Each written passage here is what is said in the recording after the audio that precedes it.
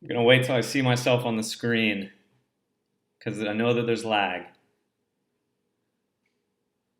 3, 2, 1. I think I'm on. I think I'm live. What's up, guys? Welcome to the stream. Yeah. All right. So before we get into it, just gonna leave something here for anyone that's watching this after this stream happened. Today, we're gonna be taking a look at we're going to be talking all about bikes, bike purchases. And I'm going to be answering your questions, some of the most common questions with regards to buying a bike. One of the most common comments that we get on YouTube is questions about, should I buy this bike or should I buy this other bike? And should I get a hardtail? Should I get a fat bike, a plus bike, a full squish? Like, what are the price ranges that I should be working in? So today, I want to help you guys all out because it's impossible to answer in the comments these types of questions. But today, we're going to be taking a look at some of y'all's questions and see if I can't help you guys out in deciding what bike to get next, or answering some questions that you couldn't get some unbiased answers on previously, because I have no allegiance. I'm all about getting the best deal. So, all right, I'm looking at this chat now. What's up, guys? How's everyone doing? Woo! Who all's here? What's up, Hanef, Aaron, JMC? What's up, Fort Ord? How you doing, guys? So I've got a screen over here behind. I've got a sweet setup today that I don't normally have. I've got a screen on my left, and I've got a screen here, and then I've got the actual computer here that you guys are looking at, where I'm going to be doing some research, based on questions that you ask me. I can pull them up on the screen, and you can go, do the research with me, and we can talk about what we find. So I think it should be pretty productive. What's up, Trail Peak? What up, boys? Dragon Timmy. Bearded Brothers, I like that name. So, yeah. How's everyone doing today? Chris Renfro, what's up, man? Man, I've got so many chats. I've got a chat going here, a chat going here, and a chat going here, just so I can try to see everything. How many people we got in here right now? 162. All right. All right, we got a bike question. Riley Wilson's asking about the Kamenko Meta HT Essential. Riley, I don't know about that bike, so what do you say we look it up, man? Kamenko Meta HT, right? So you guys are going to have to bear with me. I know there's a lot of you guys here and a lot of questions. The best way to ask a question was through Twitter. I put something out on Twitter. I know not many people are on Twitter. I barely ever go on there either. But I threw it out to people on Twitter, and I've got some questions lined up, and I'm going to answer those ones. So, yeah, you can still go over to Twitter and hit it. So let's see here. We were asking about the Kamenko HT, right? So is this the one you're looking at, dude? We got it. It's a hardtail. This is a 2017. This is on chain reaction cycles.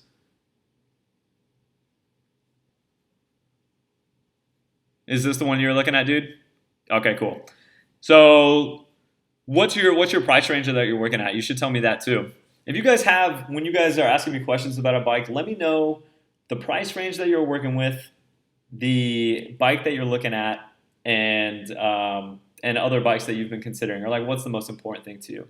And I'm going to take a look at this one, but then we're going to go take a look at some of the most commonly asked questions, and I'm going to run through those, and you guys can ask me questions specifically about that. We have the most common questions right here. So these are what I really want to address. I get these questions all the time, and I think that talking about these will cover like a pretty good breadth of, hey, what's up, Ice Cream Trucker? Welcome. It'll cover a pretty good breadth of everyone's questions, these 5 ones.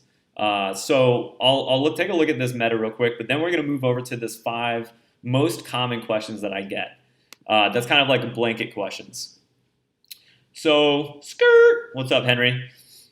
That's a good question. Is carbon worth the price, Jeffrey? And that's one of the ones that I've been wanting to talk about. So I'll definitely get into that. But all right, I've never looked at this bike before, man. So let's take a look. And I don't know much about Commensal, right? Because it's a French company. Um, where does it talk about the specs? So I mean, I obviously like the price point. It's on sale from 800 to 699. It's a hardtail. It looks like it's got a 3x up front. Nothing wrong with that. It looks like it's also got a coil fork. Let's see if I'm right about that. We should look at the fork, RockShox X, yeah, turnkey lockout. I think that means it's a spring fork. Correct me if I'm wrong there, buddy. It'd be sweet if it was a air fork, but I don't think at this price point it's going to be an air fork. It does have disc brakes though, so that's pretty solid. Here's the thing.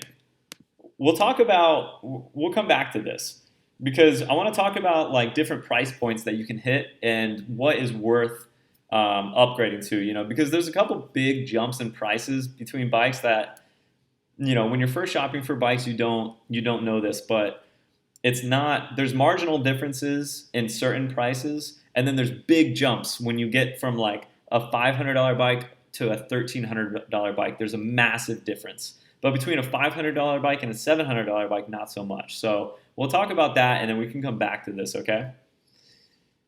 Biker buy a carbon and go on diet to save weight? Okay, that's a pretty good question.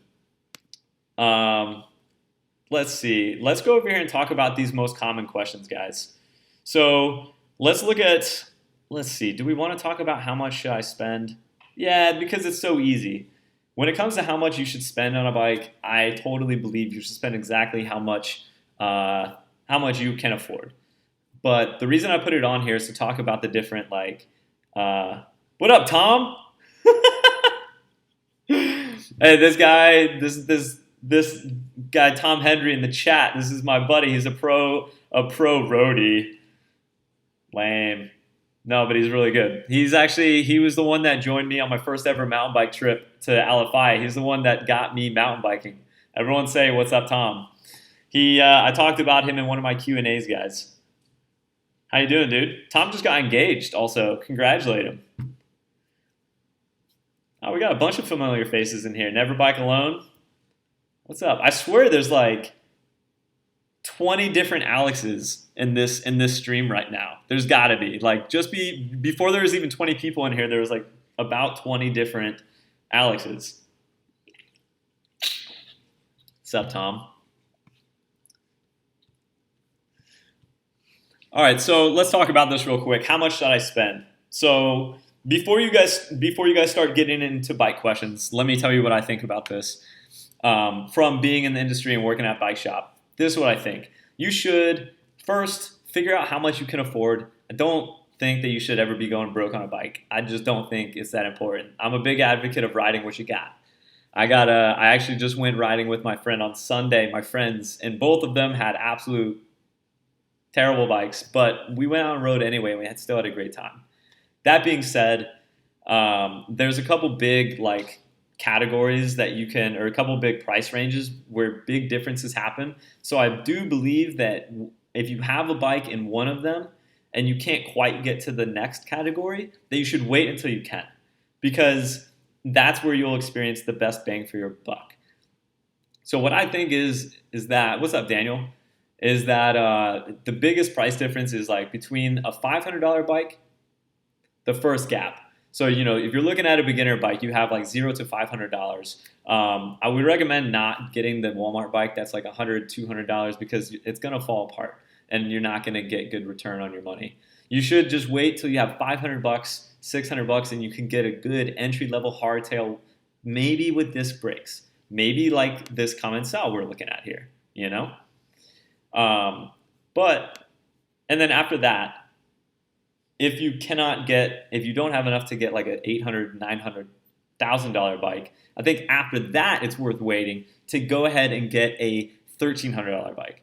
There's a huge difference between a $500 and a $1,300 bike, because at a $1,300 you start entering the realm where you get air forks, you can get disc brakes, you probably won't get a one-by yet, but you'll start getting better brakes. So those things are going to be definitely worth your money. And until you hit like $1,300, you're probably not going to get that. So let's see what you guys have to say about that. What do you guys think about like a $500 versus a $1,300 bike? Would you guys agree with me?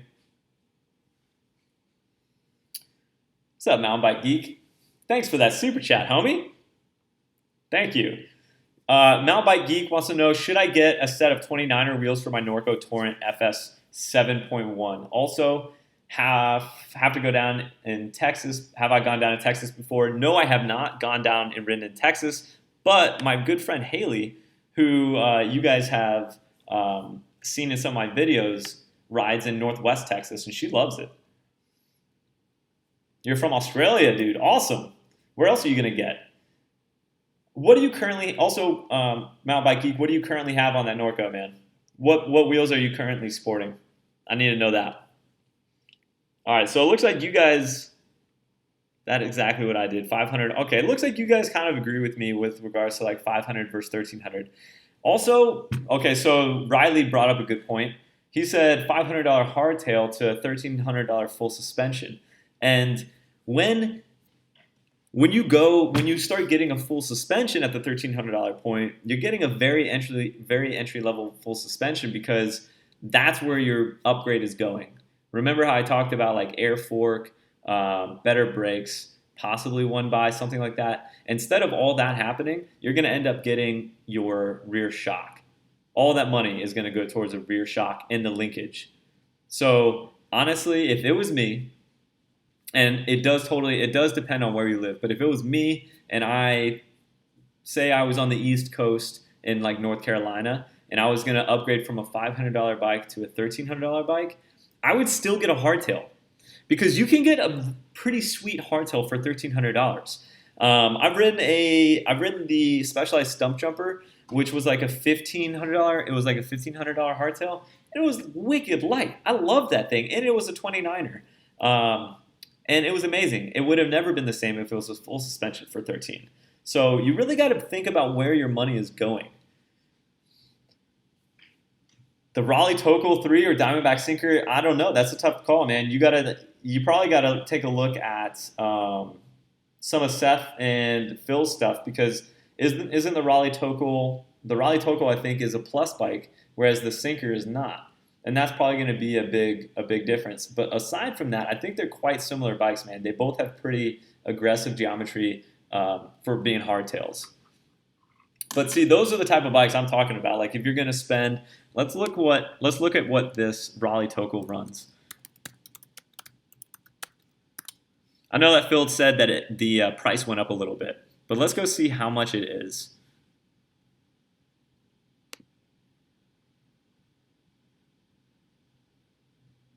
$1,000, guys. Look at that. $1,000. And it is a one by. See, this is the type of jump you want to make. This is great. See what it's got on it. Let's look at the specs.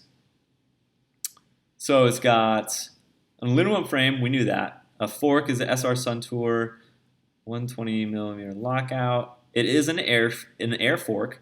Upgraded there because the $500 bike you're gonna have a coil fork. It's got a SRAM NX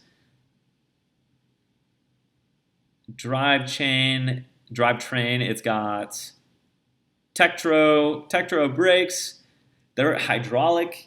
That's a tough one because I don't really like lower end hydraulic brakes. You're gonna sometimes have a lot of problems with depending on the company. So that's something to take a look at because that can cause a lot of time off the bike, like getting that fixed, or a lot of money fixing it.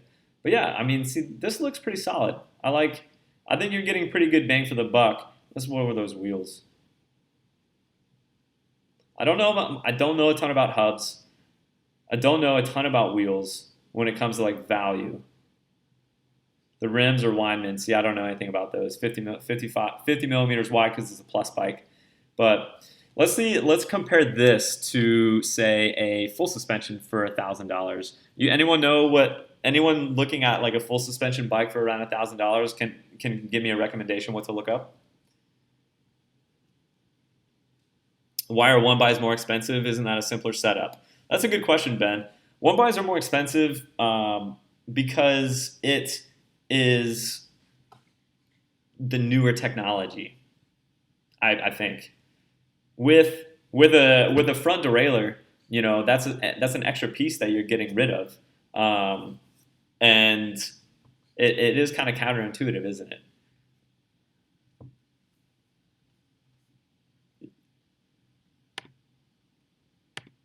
Mountain Bike Geek, let's see what you said here. Torrent has 2.8, 27.5 on Spank. Okay, so your current bike has 27.5. So I don't know. I don't know if I'd say it's worth going. Oh, it's 27.5 plus. If it's 27.5, if it's a 27.5 plus bike, then you're already rocking like a 29 millimeter diameter. So you're already kind of at a 29er, dude. So if that's the case, then I'd say no. Don't worry about buying 29ers unless you were talking about buying non-plus 29 wheels. But if I were you, I'd probably just stick with the 27.5 plus. It'll help you tackle some more techie terrain. All right, specialized pitch. That's a hardtail. Diamondback real cool comp. Giant stance. Okay, that's a good one. Let's look at the giant stance. This is a really popular full squish.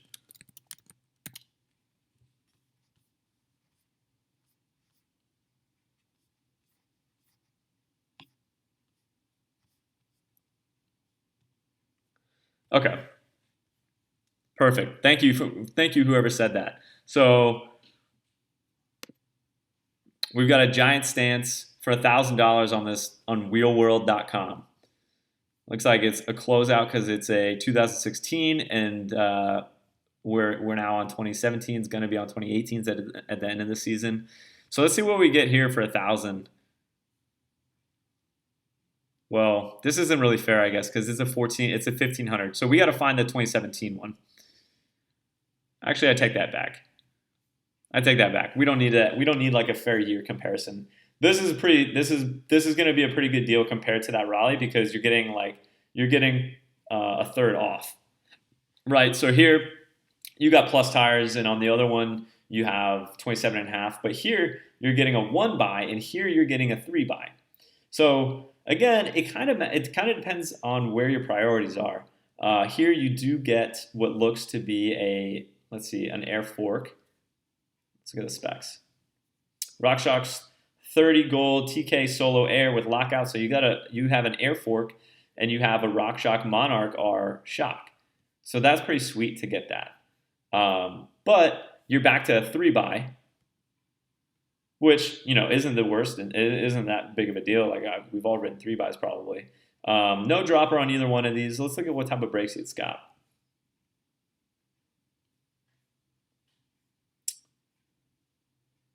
Where are the brakes?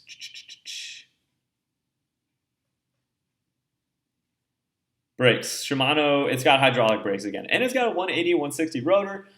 So, I mean, this looks like a pretty good deal to me if you're looking at a full squish. And I know that the Giant Trans is kind of known for being a value buy when it comes to the full suspension, But it totally depends on what you want because it's a pretty big difference, 1,500, well, no, it's $1,000 to $1,000. So it depends on what you're riding. The 1 by hardtail is very efficient, and then the plus, and this is a full suspension. That's a pretty good deal because it's last year's bike. But yeah, in general, you're gonna be sacrificing upgrades to get that shock, to get that full suspension. So you really want to ask yourself, do you need it? Or can you just keep going with the hardtail? Okay, so thanks, Lasso. Thanks, man. GT Force Carbon. Ooh, anniversary sale at REI next week. That's a sweet 20 for members. Yeah, but I don't think so. I used to work at REI G-Brack, and I don't think that 20% off works on bikes, bro.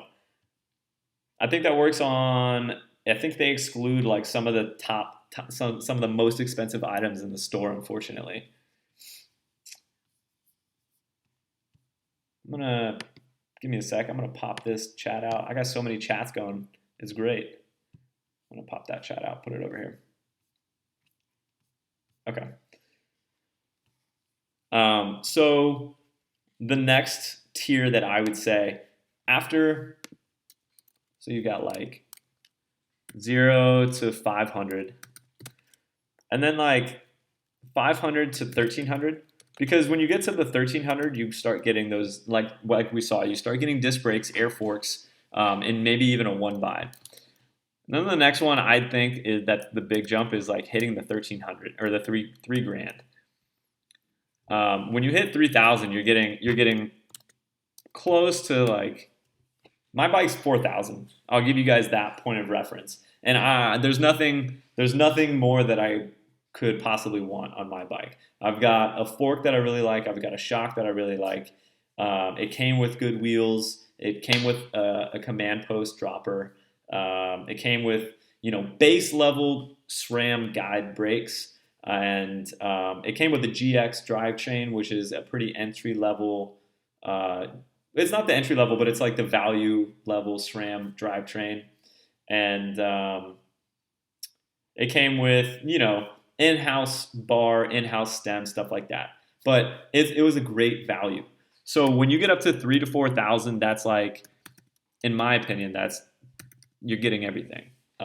Everything above that is just like extra. You get carbon frame, you get carbon wheels, you get a better fork, better shock. But once you get to the like 3 to 4, you're basically getting everything you could ever need, I think. Monster, I have a RockShox Pike Solo Air, so I don't have the RCT3. I don't have the like crazy nice one, but it's a very reliable fork, and I don't have the Fox Float X shock either. I have the reliable Monarch Air DB Air, or sorry, Monarch plus Debonair. Yeah. So what do you guys think? Who here? Let's see what type of bikes you guys have real quick. Everyone throw down what price range they fall into here. You guys have like a $0 to $500 bike, a $500 to $1,300 bike, or a $3,000 and up bike. Thomas, my bike is 160 travel, and it's probably too much. I think I'd rather a trail bike that has like 135 to 150. Steve-O's we're working with the $1,700 budget and need a full squish one by. I think that's. Are you saying that you have that? Because I think that you can get that for a $1,700 budget. I think you can find that. All right, we got Isaac on $1,000 bike. Monster. Okay, I like it. Emma Tonic on the Craigslist bike. I've done that too, buddy. Nathan and Ryan are on pretty sweet whips. Pretty high end stuff. Spurfy's right in the middle. Jesus, who's on that $12,000 bike? Mountain Bike Geek, dang dude. What do you want? You got to be on an S-Works. That's all. That's the only thing I know that costs 12 grand. Riley on the Scott Spark. All right, I see a lot of those. Thomas, I think that pitch is a pretty solid entry level bike. I saw one of those at Alafaya when I went on Sunday, and I think that's a great entry level hardtail for that $500 range, man. I hope you like it. The Fuji Nevada spent under $600. Okay, all right, so. What I'm seeing is that most of you guys are falling into that like zero, like between $0 and $500 and $1,000. Most of you guys. So I really think that I really stand by what I say about like not trying to like marginally upgrade your bike. And I'm speaking to the majority of you that have like that $500 to $1,000 bike. I think you should hang on to that bike and ride the crap out of it for a long, long time and save up as much as you can until you can get to that like $2,500 or $3,000 bike. Because if you go simply from like a $500 or $750 or $1,000 to like a $1,500 bike or $2,000 bike, it's not going to be that big of a difference if you're at say the $1,300 or $1,000 spot.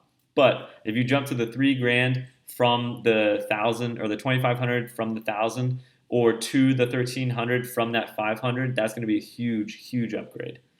So kind of got to be patient, but that's my advice. Ryan, I couldn't agree with you more, homie. Be proud of the rig you own and get out and ride it. That's kind of like that's what I tell everyone, short and sweet when I reply to like a YouTube comment, but there's more, because that's what you can say in a YouTube comment. But this is an opportunity where I can answer some more specific questions. So yeah, I mean that's definitely my motto, man. Ride the bike you got. Biker, yes, you're right. It is just the cost of a chainring, but your bike has to be compatible with it, I guess, or just one up, make something that make it so you can just do it on anything. I don't really know actually. Wait for sales, yeah. All right, so yeah, man, Tanner, that YT Jeffsy does look pretty sweet. I've not ridden it, but that's the type of bike that I kind of wish I had instead of such a large amount of travel. The Jeffsy is kind of more of a trail bike, probably more efficient on most of the trails that I ride until I get to like the really chunky stuff. But yeah, Steve-O asks, should he get a dropper? Steve-O, you 100% should get a dropper. The dropper post is the #1 upgrade I think you can get put on a bike that's going to drastically change your riding style. Not having to worry about that kiss of death from your saddle that when you're hitting something steep kind of just taps you and you just start rotating forward. You don't ever have to worry about that again with a dropper. It makes worlds of difference. And you can get them now, like it trickle-down technology is making it so that you can get one for relatively cheap. So yes, you should 100% get a dropper, man. Specialized camber, Terrence, that's a great bike. Did you see one of the pro enduro guys just that rides for Specialized just raced a camber, like decided to race a camber instead of an enduro or stumpy. It was at the Sea Otter, which is like a tamer trail, but it's a good bike. All right, let's see. Please help me. Would you go with a Specialized pitch with mechanical brakes or spring for the Trek Marlin?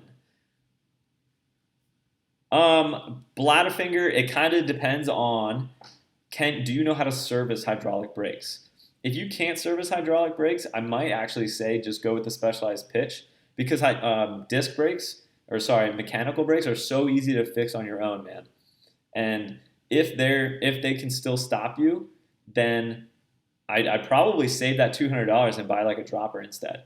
Hydraulic disc brakes. If you're going to get, if you're going to be springing for a pair that's a very entry level one, there's chances that they're going to have a lot of issues, and that requires you to bleed them a lot and go buy a bleed kit first of all, or take it into your shop a lot. So I kind of personally would just go for the mechanical brakes, which are so super simple to work on your own. You just use a cable and you can adjust the tension. And then you could spend that $200 if you really can afford it on a dropper post. That's what I think about that. This is cool. I hope this is helping you guys. I hope this can help. Like I don't make a ton of informational videos, but I want to help you guys out. I want to provide information for you guys, and I really like that. I really like this format for it. Noah Johnson, I've ridden that Ripley, dude. It is sweet. It is so sick. I rode it on the Monarch Crest. I got it from Absolute Bikes, man. Oh, it's 20. The Ibis Ripley, guys, is a 29er trail bike. Matt, is there a lot of spam happening? The Ripley is a 29er trail bike, shorter travel, made by Ibis, and it absolutely shreds. I loved it. What are you guys telling me, that there's a lot of spam in here? If there is, I apologize. I don't have but a couple people modding, and I know you can't. It kind of gets overwhelming, guys, with this many people in here. What were you up to anyway? Let's see where we're at. Whoa, 331. What's up, everyone? I hadn't looked in a while. How's it going? Yeah, so that's kind of a lot for people for my like couple mods to handle. So bear with me. If I find someone, I'll try to be looking for someone else that I am comfortable with making a mod. All right, not too much spam. Evan, watch out for that spam, man. Come on. Okay, guys. So let's go ahead and talk about another dirt jump bike, Seth. I love it. I'll tell you about the dirt jump bike here in a second, Seth, because it pertains to my second most frequently asked question, which is Is the carbon frame worth the extra money? It's like a timeless question, and I almost made a whole video about this because I went through this exact debate 1 year ago. All right, story time. I once had a carbon bike. Let me show you. I'll show you guys what I got. I had this bike, Cannondale Jekyll 2016. Yeah, that's it.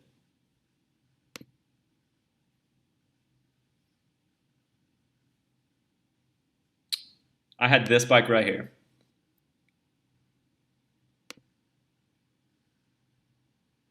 This bike was pretty sweet because it was carbon, but that was whatever. But the cool thing is that you had a switch on the left of your handlebars that you could adjust the shock, which was a diad pull shock, which is interesting. So instead of compressing, that it lifts up.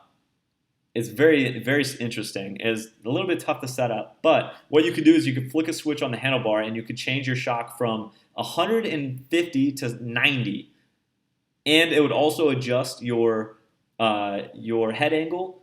It would increase it by 1 degree, so it would steepen your bike a little bit. So you flick that switch and you've got like a climbing machine. You just click it again and it lets it go, and you're ready to descend again. So this bike was pretty fun. It was hands down the best bike I had ever owned at that time. I worked at REI and I was able to get it for stupid cheap. Cannondale did like a 70% off, or else I would have never bought carbon. Anyway, what happened to it was, it wasn't a lefty, Josh. No, I had a Fox 34 on the front. So what happened to it is I went on a ride with a buddy in Atlanta, and we went to Rope Mill, I think. And on the way back, we took like some back roads, and I got a phone call from work, and I had to answer it. And I had just answered it, and I was following my buddy. He just said, "Follow me." And all of a sudden, I just heard this loud and my car kind of like, and I looked up and I had run into this like 7-foot metal overpass before a covered bridge in this weird neighborhood. And I didn't even stop, just ran my bike right into it. And what made it worse is that my bike was locked to my car because we had stopped somewhere. I locked the bike to the car so it couldn't just pop out, and it just got wrecked. I cracked the frame in 2 different places. I tore my roof rack off the top of my car. It was terrible. And that was the last carbon bike I've had. And that's the only carbon bike I had. But anyway, that's my story. Jason, appropriate attire for mountain biking? Something that's comfortable, man. Maybe some chamois if you're going on a long ride, but if you're not, it's not that big of a deal. Josh, yeah, I know, right? I'm not kidding you. I was on the phone with this lady, and I was freaking out, and like I started cursing, obviously. So I just hung up on her, and I had to call her back right after and tell her what had happened and apologize. But I was like tearing up. I'm not even kidding. It was brutal. It was so bad. Oh, I remember that. My buddy, he's awesome. I'm gonna go visit him in Atlanta here shortly, and he helped me sell some of the parts off the bike that didn't break on eBay and give me some money to help me buy my next bike. Thanks, Josh. So anyway, the reason I was telling you guys this story is that, yeah, man, Dominator, I'm telling you, man, it was brutal. That was probably the hardest thing. Yo, what's up, Logan? I just met Logan down at Alafaya this week, guys. How you doing, buddy? So the reason I'm telling this story, let me get this out, is that after that, I had to get a new bike. And it came to my attention, or the question that was in the forefront of my mind is, should I buy a carbon frame? Because generally, carbon bikes are about $1,000 more than their equal aluminum frame. And as you guys know, I decided to go with the aluminum after much debate. So this is what I've concluded. It's that the carbon frame isn't gonna make that much difference for the average rider. I don't race. I don't think most of the people. Oh, hey biker, no worries, man. Don't worry about it. Are you in traffic again, dude? Carbon frame isn't going to make that much of a difference for the average rider that's not racing. We're not. I'm not a weight weenie. I'm out to have fun on my bike, and that's the conclusion that I came to. The carbon frame, like I couldn't tell that big of a difference between my carbon frame and my aluminum frame when riding it. I don't know if I'm just not that in tune or what, but so what I decided is that instead of spending 1,000 on the carbon bike, what I was going to do was upgrade get better components on my aluminum frame. And this is what a lot of people will do. A lot of people that go through bikes a lot will get a really nice set of components to start with. And then when you get more money, you upgrade your frame and you take off all the components of this bike that you love that are really good components and you just move them to a new frame. And that's the best way to go about it, is start by amassing really good components and then move to different frames. That's what like the guys that are going through bikes all the time do. If you look at Phil took a lot of stuff off his old Trek bike and he put it on his new Evil bike. You saw he only got the frame, and that's good practice because your components are what make your bike function, and that matters most, I think. And they break less, so you're saving money. So anyway, what I decided to do was not only use that money, that extra $1,000 that I had in my budget to get a little bit of an upgrade, but I also bought my dirt jumper. And it turns out that was the best decision I've ever made. I spent only $500 on that dirt jumper through my pro deal, and I have ridden that dirt jumper and learned so much from that bike. It's worth its weight in gold. Like hands down, I made the right decision. So my thoughts on carbon frames are that your money, the average rider's money, is better spent elsewhere. That's just my opinion. What do you guys think? Let me know. Let's see. What does everyone think? And let's look up. So if we go to Specialized, for instance.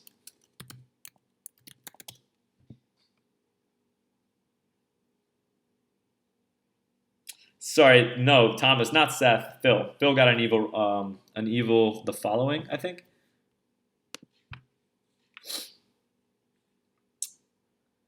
Yeah, Eduardo, that is a good point, man, and that does make it harder. But brakes, shifting, dropper post, these things are going to be able to change. Saddle, stuff like that. Fork, all those things you're going to be able to transfer. Yeah, Matt, I agree. Aluminum. My aluminum is fantastic. So let's look at Specialized website real quick and look at their mountain bike, and let's look at the equal carbon to aluminum and see what's going on. Let's go ahead and look at the Enduro since that's what I have. Here's the Enduro. Sorry, Evil calling. Evil following, calling, reckoning. I don't know. I can't keep track of them, dude. Better frame and suspension than upgraded components. Frank, that's cool, man. Yeah, this is all just my opinion, guys. Like, I like the components first because those are the things that like function and that I need to work to have a ride. The better. You're looking a lot at ride quality when you go to the frame and suspension. But if your brakes are broken or your shifting's broken, you just can't even ride. So I agree. Phil Metz is the man. Timmy, you got you have a trials bike, huh? That's pretty rad. Yeah, I love having a second bike that's gonna help you learn different. Hey, what's up, Chris? Hey, Chris, I'm gonna make you a mod, buddy. Give me a sec. Where'd you go?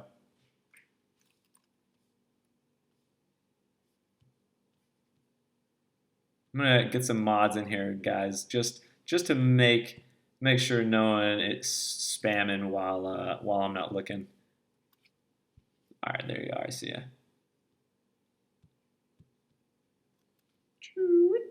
Cool. Good to have you here, Chris. How you doing, buddy? Okay, so if you just joined, what we're doing is we're looking at comparisons between a aluminum and a carbon bike of the exact same specs. So let's look at the Elite. So this is the bike that I have. It's the Elite Comp, or the Enduro Comp. Is this the bike that I have? They changed so much. I think this is. Yep. So this is the aluminum bike, and it's running Olin suspension. It's a 650. Where are all the specs? Here we go. It's got the Yari fork, Monarch Plus shock. It's got DT Swiss spokes, Roval Traverse rims, pretty solid. Butcher Slaughter, standard race face, crankset. Okay, so it's got the standard stuff. Basically, what I have on my build. Not much has changed there. You got the GX here. Guide R brakes. That's the entry level guides, which still work great when, yeah. The command post I love. So really solid bike right here. And look at this. The price has dropped since I bought it. It's 3,200. This is my bike for 3,200 bucks. Still a ton of money. Don't get me wrong. I couldn't afford it. I worked somewhere that I could pro deal it. So, but let's look at the carbon one now. So this is essentially the same bike, but with a carbon frame. I see here. No, I haven't ever ridden an Orbea, dude. Yo, Tiny Sandy. Thanks for that, man. I'll show you what dirt jumper I have. Give me a minute, okay? I'll pull it up here on the website. Thank you so much for that, dude. Hey, from California. Fun fact, Tiny, I was born in San Diego. I'm technically from California. Good to have you here. All right. So, I got you guys, man. A lot. See, we might have to do more of these, guys. A lot of you guys were looking at buying bikes. I knew that this is the time of year that everyone's looking, and I know how rough it is, man. I spend hours and hours researching buying a bike before I would pull the trigger, and it's just nerve-wracking. All right, so let's look at this guy. We've got the Enduro Elite Carbon. It's the entry-level carbon, just one step up from what we were just looking at. So we've got the RockShox Lyric. Okay, so it's not the same. They've upgraded the fork. We have the same shock. We have Roval Traverse, same rims. DT Swiss hubs, same thing, same thing. Butcher Slaughter, do we have upgraded, same brakes, so Guide R brakes as well. And still SRAM GX drivetrain. So everything is the same except this fork. But look at the price difference, guys. Look at that, $4,500. The other one was $32,000.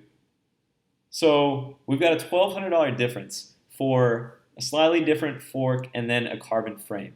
And that's a huge, that's like 50, almost 50% more. Like, I mean, not quite, but it's close to 50% more. It's like, I don't know, 2/5 more, something like that. But you really got to ask yourself, is the carbon frame going to make that big of a difference? I would make the exact same decision today as I did 2 years ago. I wouldn't buy this bike right here. I'd still buy this aluminum Enduro Comp 650. The carbon isn't that worth it to me. I might get this bike right here and then sell the fork and upgrade the fork. Upgrade the fork to like a pike, something like that. You're going to come out about even. But in the end, I'm going to still keep this bike cost under $3,500 and save $1,000. That's the way I feel about carbon. Carbon just makes it a bit stiffer. Yeah. Let's see. Cast Lamp District. Yeah, dude. Craig, that's where you get the good beer, bro. The Specialized Stumpy Carbon is $4,000, right? But the comp is going to be like $3,000. Yo, I'm a mountain bike racer. All right, so Stefan says he's a mountain bike racer. I have a low-end hardtail and looking into a Trek Top Fuel 9.8. That is a dope bike, homie.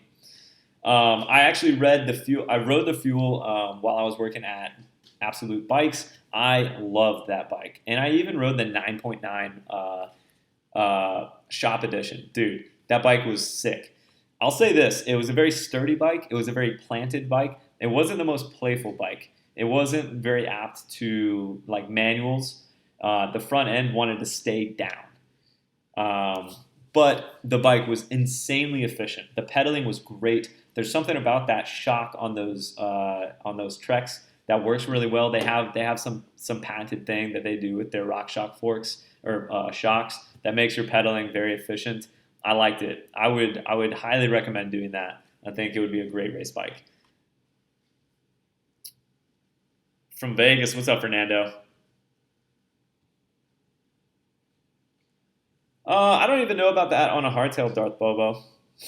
That's a great name, by the way.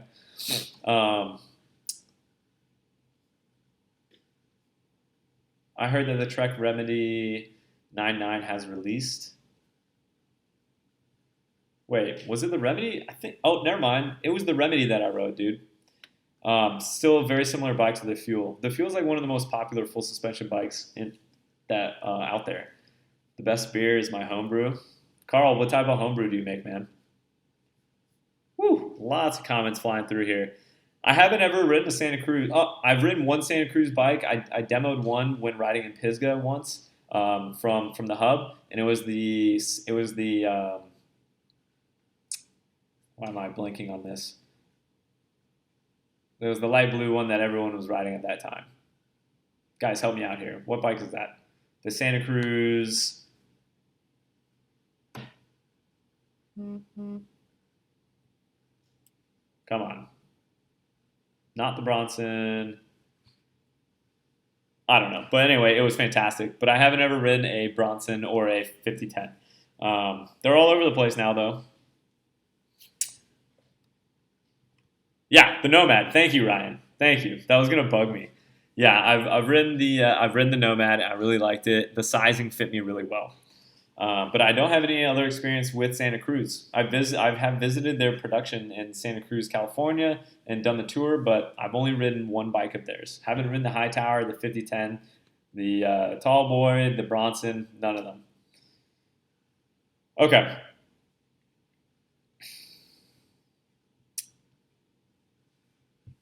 Chinese carbon build, those, Keith, I've had multiple people that had bad experiences with those rims. I wouldn't recommend it. You're kind of rolling the dice, man. All right, so hey, let's go take a look. I want to show you guys the dirt jumper that I got. So I didn't go with the carbon, went with aluminum, and what I got was a whole nother bike. And this bike opened up a world of new riding to me. This bike is the reason why, hey, I got a Facebook notification. This bike is this bike is how I got better at turning, how I learned to carve, how I learned to manual, how I learned to jump. This bike got me so far. And for $500, because I didn't go for carbon. So, I mean, I couldn't be more happy with that decision. So, to answer your question, this is the dirt jumper that I got. Oh, it's not even on here anymore. I'm going to have to look it up in a separate tab. P26 2016. This is the dirt jumper that I got. It's a specialized P26.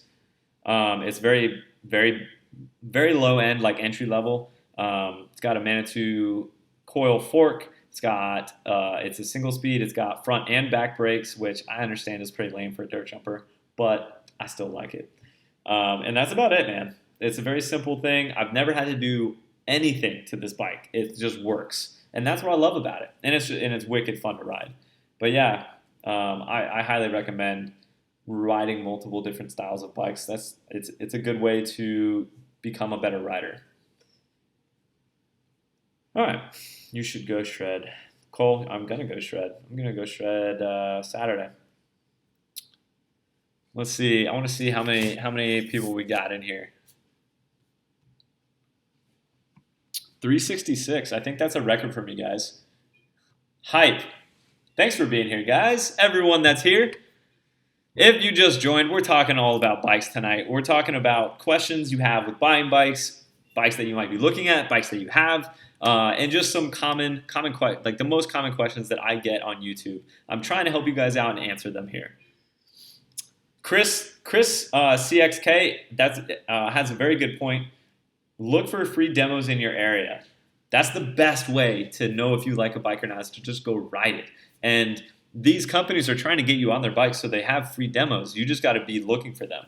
And it's amazing. Your local bike shop might be doing it. Companies might be coming through, but it's a great way to ride a bike that you might never be able to ride for a whole day.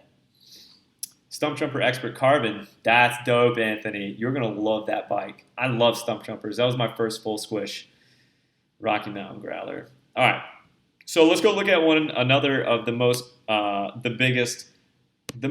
common questions I get. It's number 3 here. What bike brand is the best? And this is such an easy one because there is no best bike brand. But you'd be surprised how many people ask this question. Real quick in the chat, tell me, everyone put down what their favorite bike brand is, your favorite bike company. Let's see what we got.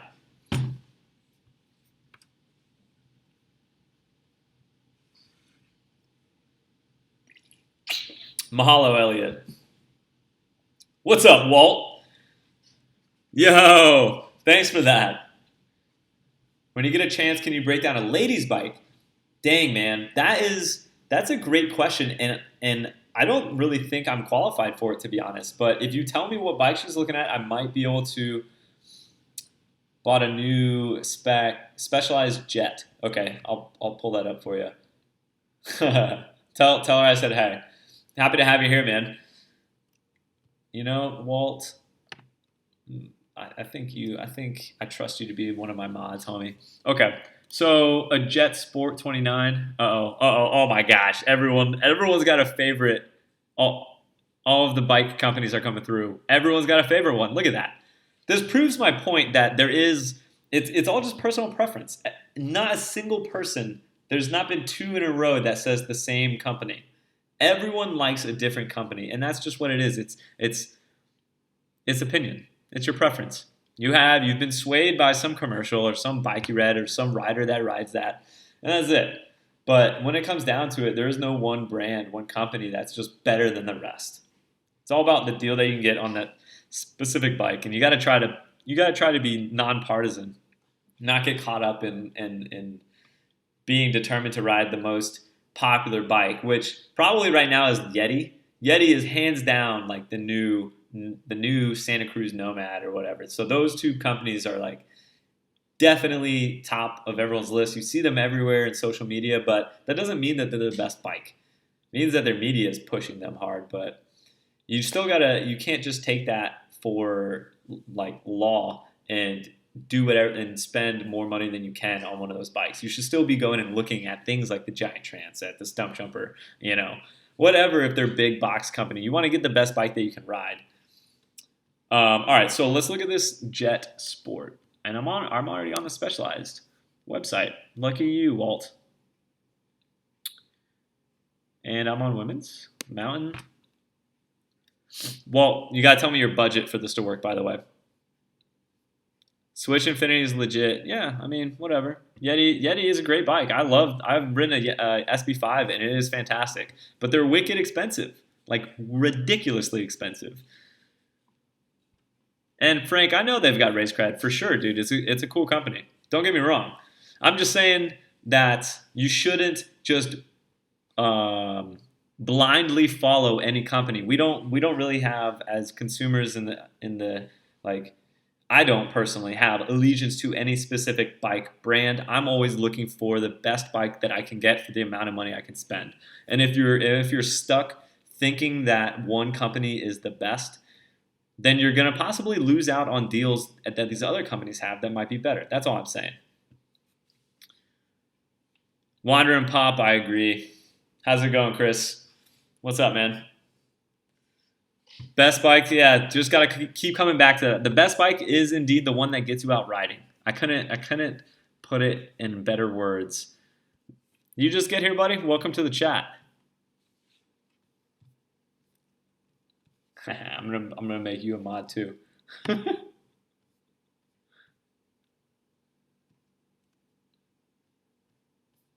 I feel like I don't know if being a mod. I think being a mod is like a good thing, but some people might, I don't know. Do you guys think about it as like a burden? I hope not.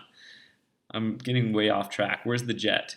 All right, so it's at the top of the page. So is the Jet, I'm talking to you, Walt, is the Jet a top end? So I don't know much about ladies' bikes, guys, but I think you were looking at the comp. I got to go back up here and look. I think you were looking at the comp 29. I lost your, there it is. No, I lost it. Walt, let me know again, buddy. But let's see. Okay, Wandering Pop, thanks. I'm glad to hear that. The Jet Pro, let me know, Walt, which one was it, buddy? Was it the Jet Comp 21 or the Jet Pro 29? Or sorry, the Comp 29 or Pro 29? I think it was this guy. So let's go look at the Comp 29. So it's right at the $1,000 level. Yo, owned by Fishies. Nice. She already bought it, but was torn between a Trek and a Sport Jet. I can't imagine that there's going to be that much difference between those two bikes if they were in the same price range, dude. I have built one of these Jets before for a friend. She bought it at one of the places that I worked, and she really liked it. It was her first bike. It wasn't this one. It was a little bit lower. It was like $500, but let's look here. So $900 gets you, oh, wow, you got an air fork. That's pretty sweet. I did not expect that. Aluminum frame. I knew that was going to be the case. Totally cool. Shimano hubs. Shimano. We've got Stout XC rims. I don't know much about those. Okay, you've got the ground control sport on the front for a tire, and the Fast Track Sport back. Solid. Specialized makes good tires. Let's look at the brakes. What do you got for brakes? Front brake. You've got hydraulic disc. You've got hydraulic brakes. You've got, where is the KMC chain? Great chain, actually. I actually really like those. Where's the drivetrain? Okay, so SRAM on the front derailleur, Shimano on the rear derailleur. That's kind of strange. I wonder if that's a typo. But you have a SRAM X5, which is pretty good for an entry level. I'd say all around. By the way, is that a 3x or a 2x10? Okay, yeah, dude, solid. Well, I'd say that's a solid investment. I think that, and hey guys, look at Brian. He's Slack chatting me. I think that's a really good entry level bike. I think that you might be able to find something used. If you wanted to go used, you could probably get better value, but that's a much bigger risk. So that's always a tough call. So yeah, I mean, in summary, I'd say that's a great bike to learn on. She'll learn to get comfortable on the bike, and she can go on probably any trail that she wants to with it. So yeah, and for under $1,000, air fork, 2x, brakes, good brakes, and a solid drivetrain, you did well. Also, she's stoked. That's awesome, by the way. Walt here's going riding with his wife. That's dope. Okay, so Chris, no, I don't think 3x is just a bad choice. 3x is not a bad choice. 3x actually is beneficial in some instances, guys. Like if you've got ridiculous climbs, 3x is a good thing. 1x just happens to be 1x is better because the chain doesn't drop as much or ever. I don't know if I've ever dropped my 1x. But that's why 1x is so good. It's for people that are racing, it's much more efficient. You've only got one side where you're changing gears. You free up room in your cockpit. You only ever have to worry about this one side. And then you've got the dropper on the left. You don't have like a bajillion things going on for your thumbs to do. And you have much better chain retention. What's up, Brian? So yeah, that's really the thing with 1x versus 3x, but it doesn't mean one is better than the other. There's nothing wrong with the 3x. Everyone rode 3x for years and years before this 1x came out. So don't frown on a bike just because it has a 3x. Sometimes you might be getting a better deal on a bike now that has a 3x just because they're making less 3x's now and moving towards the 1x. So you might have like an older piece that they're wanting to get rid of. That's it. It doesn't make it a worse piece. So yeah, don't write off the 3x's, guys.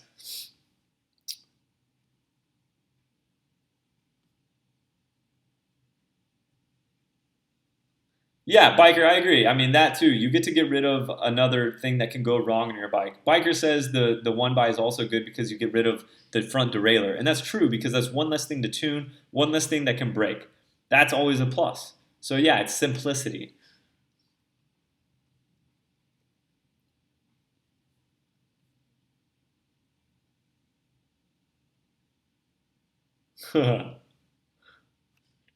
Ryan, everyone knows the answer to this. Hey guys, do I ride flats or clips?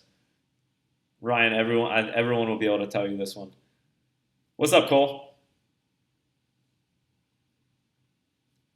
Take a look and give your opinion on the Marin Hawktail because a lot of people, including me, want to know what you think. Steve-O, let's pull that bike up, buddy. The Marin Hawktail. Wow, it came into it auto-filled pretty quickly.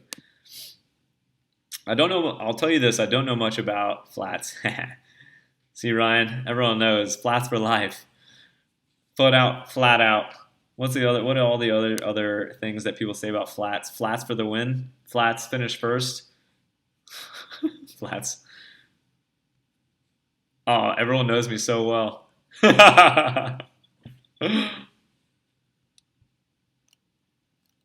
right. So let's take a look at this bike. So it looks to me like this is wow, $1,500. So it's a good. It's an entry level. It's like a little bit above an entry level full squish, maybe an entry level full squish you'd call it. Let's look at the specs we've got here. Actually, let's start with the geometry. I always want to know when looking at a bike, guys. I personally like to look here at the head tube angle. You can tell what the bike is kind of built for by looking at this. For instance, let's look at this this jet comp real quick. And let's go down here and look at the head angle here. Head tube angle 70.5. So look at that, 70 and 71. So that is indicative of a cross-country bike. And that's talking about like how upright you're sitting on the bike, I guess. It's let's see, I wish I could find a diagram for you. It's this angle up here, the head tube angle. But if you look at this one, you see how this is more sloped this way. That's because it's a more aggressive bike, a little bit more geared towards downhill, obviously because it's a full suspension. And if you look at the head tube angle, it's 67.5. So you've slacked it out. My bike is super slack. It's 65 degrees. So it's like ridiculous. It's almost downhill. But yeah, that's one of the things I like to look at first. Is like make sure that that's where you can tell about the bike if you didn't already know based on that. But let's go back here and look at the actual specs. So we're at $1,400, $1,500. We've got a RockShox Recon. I see that a lot on the forks. That is a solid entry-level fork. RockShox makes good bomb-proof shocks that you're not going to have to do much to maintain, not too much fuss. I don't know much about this X Fusion shock. Dior Shadow Plus direct mount front derailleur. So I know that Dior is a pretty solid derailleur. We've got a 2x, I'm assuming, working here. No. Why does it show 1x? What am I missing here? Was that a rear derailleur? Oh, it was. That was a rear derailleur. So it's a 1x. That's sweet. And they did an in-house crankset. Anytime a company does an in-house piece, they're saving you money. So that's a pretty good thing. As long as they're decent in-house pieces. Sorry guys, I'm looking at the screen a lot. I'm missing some of you guys in chat. What's up, Never Bike Alone? X Fusion. So Aristotelis, yeah. Hey guys, when we're talking about a certain part, everyone here rides a different bike. So feel free to talk about it in the chat if you have it. Speak up and let everyone know what you think about that piece that you have. So he said he doesn't like that X Fusion 02. I don't have any experience with it. Sunrace cassette, bottom bracket, or sorry, the chain KMC hub. I think that, what was that bike we looked at earlier? I think you could probably get a better deal than this. Didn't we look at a Giant Trance that was like half off earlier?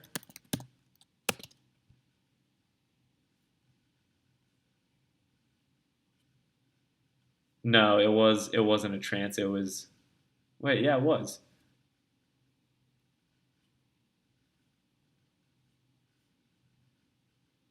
I think we saw a full squish under 1500, and it was a pretty solid build, but it was an older model.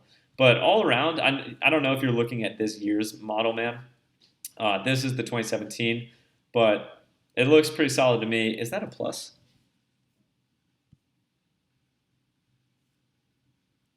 Is it a plus bike?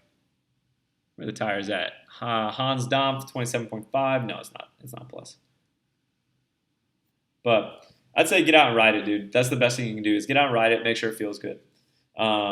And hunt around and compare other bikes that are equally spec'd equally priced, and look at the specs. It was the Giant Stance. Okay.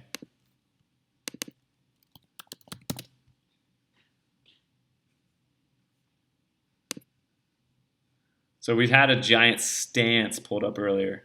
That was pretty cheap. Pretty, like on a pretty big sale because it was like 2015, I think. Let's type in 2016. Oh. You guys keeping me on point. Thank you. Make it rain. Zeke, that bike's is, the Giant Rain is pretty dope. That Maestro suspension is pretty solid.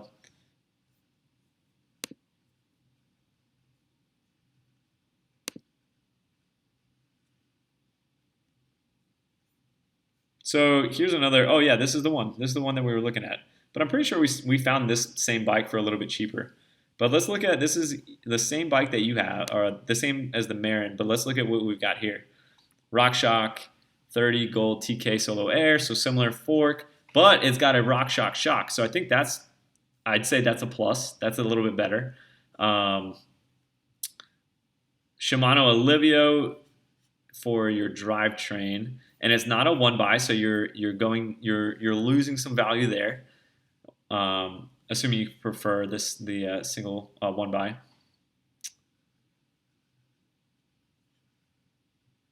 Tires are Maxxis, which is solid, so that's pretty good. And you've got hydraulic disc brakes. So these two, it's kind of a trade-off. It's like, do you want the better suspension or do you want the better drivetrain for those? But like I said, I think we found a Giant Stance for a little bit cheaper, like $1,000 earlier.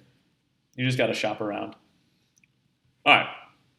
So I think we pretty much addressed this, which bike brand is best. When I asked you guys, everyone said something different. Not two comments in a row were the same brand. So that proves my point. There is no best bike brand.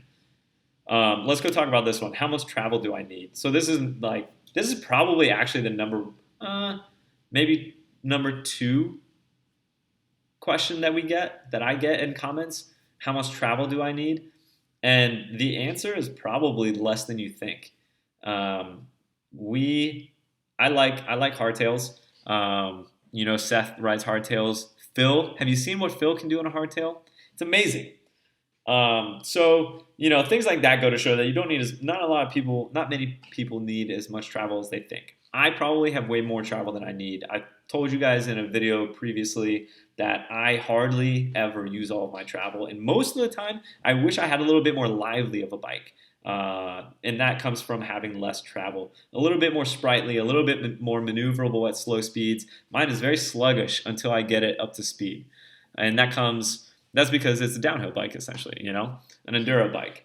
I probably would rather have a trail bike, like I said before.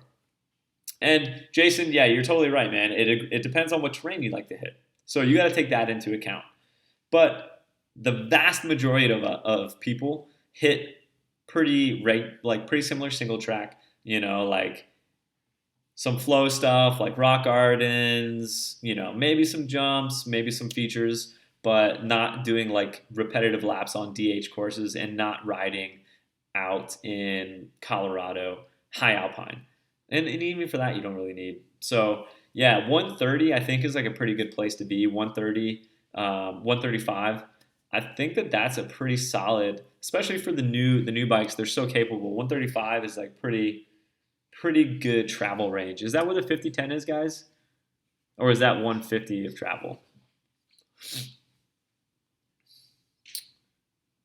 Hiara, I think we were taking a look at the Raleigh Tokel earlier.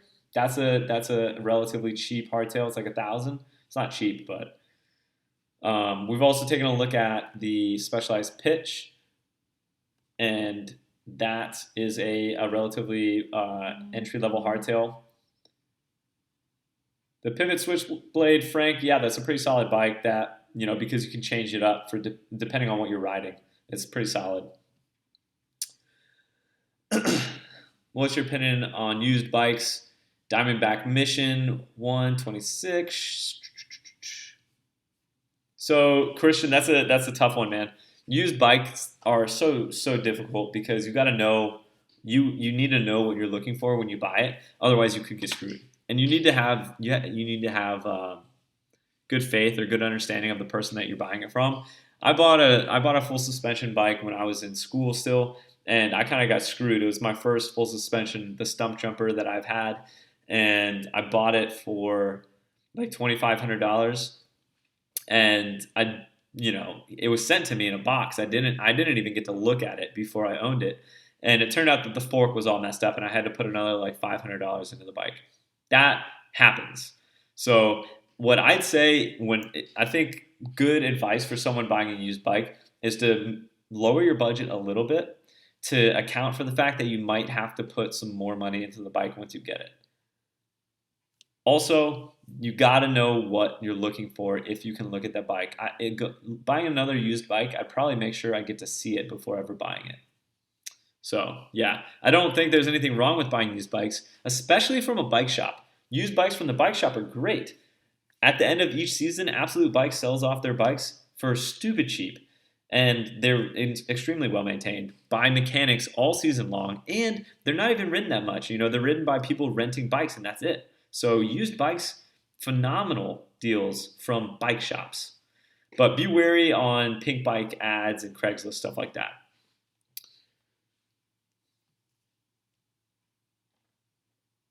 Kyle, I like Pink Bike. Yeah, I like Pink Bike for the used bikes, but you still got to be careful. Not everyone on there is trustworthy.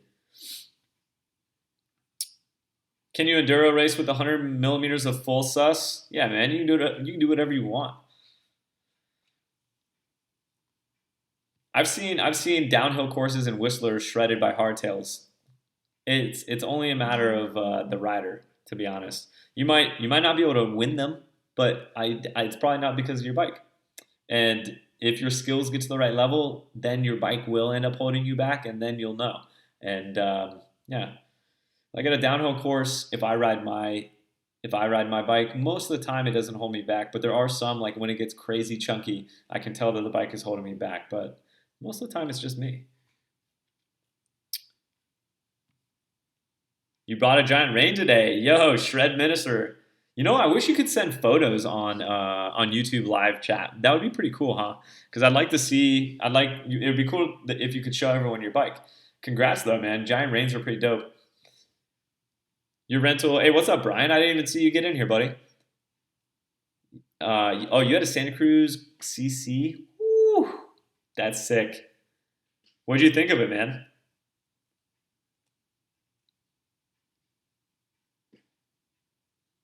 Yeah, yeah, exactly.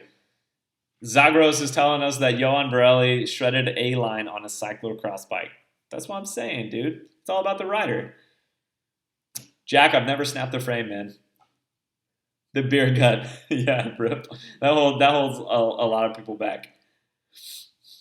I rode the Diamondback release. I did ride Seth's Diamondback release on the on Captain Ahab, and I gotta say I liked it. It climbed pretty well. It was too small for me because it was set spike, but it climbed really well, and I bombed Ahab on that thing, so I thought it was pretty solid. And I only rode it once, but it rode well. Can't tell too much off of one ride. Uh, we're gonna have to do more of these streams. You guys have a bajillion questions. How many people are here now? We set a new record. 350. We are setting a record. You guys are awesome. I hope this is helping. Trying to give back. Share the knowledge that I have. I don't know everything, but I can sure share what I do know. Yeah, you didn't feel the Bronson. It's Jason. It's very personal. You know, some people like what bike everyone likes is totally up to them. People ride. No one rides the same style exactly, and that's gonna point to what bike you enjoy riding. RockShox Pike, I do like that, man. For the guy asking about the Capra, beware the short top tube. Is it the short top tube or is it the short chainstay on the Capra? Oh, are you saying that the sizes just aren't the same? That's probably what you're saying. Yeah, the Capra's got a lot of. There was a lot of talk about the Capras for a long time. Van, I don't know about the Commensal Meta TR. I don't know much about that bike brand, unfortunately. I do know that Remy Metaller rides them in shreds, or he used to. No, he moved. Remy used to ride them and shred Whistler on them. That's what I do know. But he actually moved companies. Hey, Joyce. Thank you, man. Thanks for that super chat, dude. You don't even want to ask a question, bro? Come on. Thanks, dude. I appreciate that so much. Welcome to the live stream. Specialized enduro on rock or 27.5 or enduro on rocks. I don't understand what you're asking, Matthew. Entry level hardtails for under $600, please. All right, so let's. Oh, he's on a cube. Really, Remy's running a cube now? I did not know that. All right, so and a long story short, how much travel do I need? You probably don't need quite as much as you think. When you're deciding on what travel to get, think about the 90% of the riding that you do and get the travel for that. You might ride sometimes in that 10%, and it might be tough to take this bike that you get on that because of the travel that you've got. But for 90% of the time, you're going to have just the right travel for the trails that you're on. You want to tailor it to that. So my enduro, I think I tailored towards like that 10%, 10-15%, where I'm riding really, really crazy stuff. But 90% of the time, I'm on much tamer stuff or like like regular level chunk. And flow trails, and I would have done better with a 135 to 150 travel. So that's my experience, and that's my opinion. I think that's a good rule of thumb. All right, plus tires. Let's talk about plus tires for a sec, guys. And then I will move to the Twitch, and not Twitch. I'll move to Twitter and answer people that hit me up on Twitter with questions. Okay.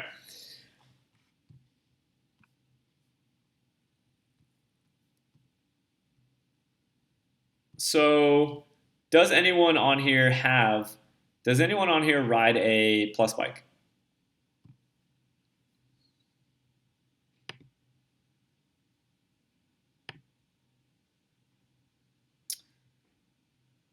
Oh, interesting. Okay, I got something cool to pull up. I just got your spreadsheet. I have a Thomas Grady on here sent me a really cool spreadsheet. He is searching for a new bike to buy, and he's gotten very into it and has made a spreadsheet. So after we look at the plus tires, we'll take a look at that spreadsheet. Okay, it looks pretty cool. So all right, you guys, it looks like quite a few of you guys are on plus tires, actually. Never rode a plus. I've ridden a plus. Remember that Stump Jumper video that I made? That Stump Jumper, the S-Works, was a plus bike. I liked it. I don't think that I would buy a plus bike personally, but I do think plus bikes are a pretty good option for a lot of people. What I think that a plus bike does is allows you to go a little bit harder than you normally could, ride a little bit more technical terrain than you otherwise might have. So I think plus bikes are really good for people like mid-level mountain bikers who are wanting to kind of up their game on a little bit chunkier technical stuff because it gives you a little bit more room for leeway on that. You get a little bit more grip, you get a little bit more cushion when you're hitting stuff like that. You sacrifice a little bit of maneuverability, I thought, when I was riding that stump jumper, but it is a good way to help yourself bump up to that next kind of level of terrain. That's what I think about plus bikes. I know that like GMBN has done some of those tests where it's like plus versus regular downhill, and I think that they're all coming in like very close. So I don't really think that speed is that much of a deal. Good night, Jacob. Thanks for being here, buddy.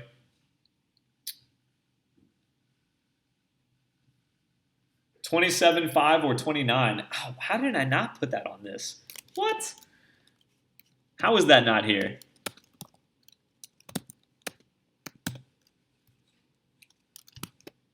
Let's take a quick poll. I've actually put a couple polls in here. I haven't looked at them yet. Let me know. Are you guys on 27s, 27.5s, 26ers, or 29s? Hit it in the comments real quick. Let's see what everyone's rocking. I'm on a 27.5. Before a 27.5, I've been on a 26 forever. I've only ever had those two. I've never owned a 29er. But I've ridden plenty of 29ers, and I really like them. You go wicked fast. So let's see what everyone's got.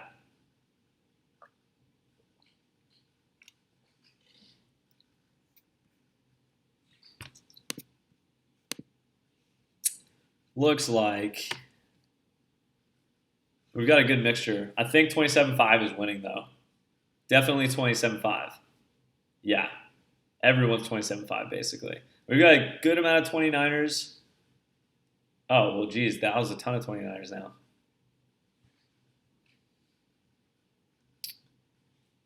Both. Ryan, you lucky duck. Okay. So I think 27.5 won it out, but marginally. And there was quite a bit of 27.5 pluses. When you have a 27.5 plus, you're basically running a 29 like full diameter. So those I would put that in a 29er category, 27.5. Okay, so basically what I think is it really comes down to the bike. Because the technology has gotten there where 29ers no longer feel sluggish, and they used to feel really slow to like get up to speed and be a little bit difficult in corners, but I don't think that's the case anymore. I've ridden multiple really solid 29ers that, like, let's see, the Ibis, for instance, that was a 29er. I felt no difference. Like, I was able to flick it, I was able to jump it, it was very sprightly, and it felt, just as much fun as my 27.5, but it was insanely fast. The thing that I always notice on 29ers is that they carry your speed so well. You don't have to be putting in as many pedal strokes to get to the speed that you want and then to maintain it as well. So I do generally feel like I'm going faster on a 29er.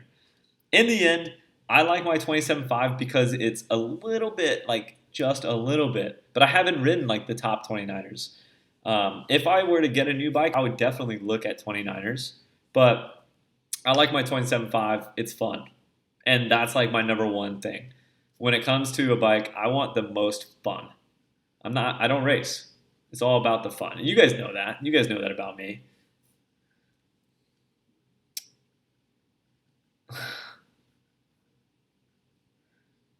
GTA, a full suspension is not better than a hardtail. No, it depends. It's all up to what you can afford and what you're riding, man. But they're not just one is not better than the other. There are plenty of cases where the hardtail is going to be better than a full suspension. For instance, if you have like $1,000, I would always go with the hardtail over the full squish. Yeah, at 1,000, I would probably go with a hardtail over a full squish because you're going to get such a better hardtail. because in the full squish, all that money is going to go to that rear suspension. But in the hardtail, you get $1,000 towards your components. So your components are going to be quite a bit better. And yeah, I think there's plenty of instances where the hardtails are better. Look at Seth. Seth was a really good example because Seth rode a hardtail for a long time. Like the majority of his mountain biking career thus far has been on a hardtail, and you guys can see what Seth can do. He can do anything, anything that someone on a full squish bike could do. He can do on a hardtail. So I think that's a pretty good example. Yeah, exactly, Josh. Pretty nice Cannondale Trail 29er, and that's super solid. Okay, so let's see here. Let's take a look at. I'm trying to pull up this chart.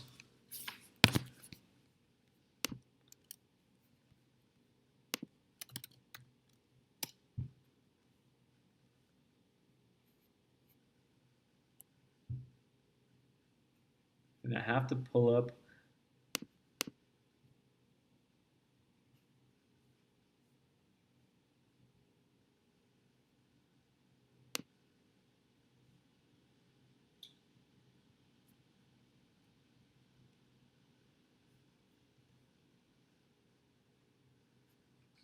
It's taking forever to load.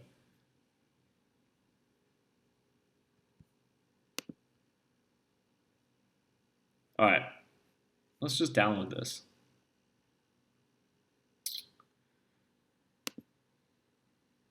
So this is a spreadsheet that some, man, I forget what your name was. Let's see, who is this? I want to say Brian. I don't think it's Brian, actually. Thomas. Thomas sent me this spreadsheet. He's looking at buying a new bike, and this is what he's come up with. These are the bikes that he is comparing.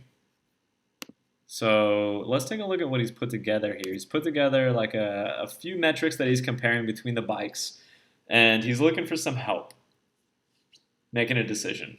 See what we can help him out with, guys. See if we can give him some good advice.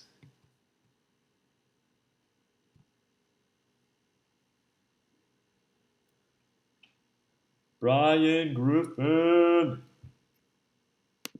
That counts as a shout out, right? All right, let's see here. Whew, I haven't been in Excel in a while, dude. All right, we've got a nice little layout here.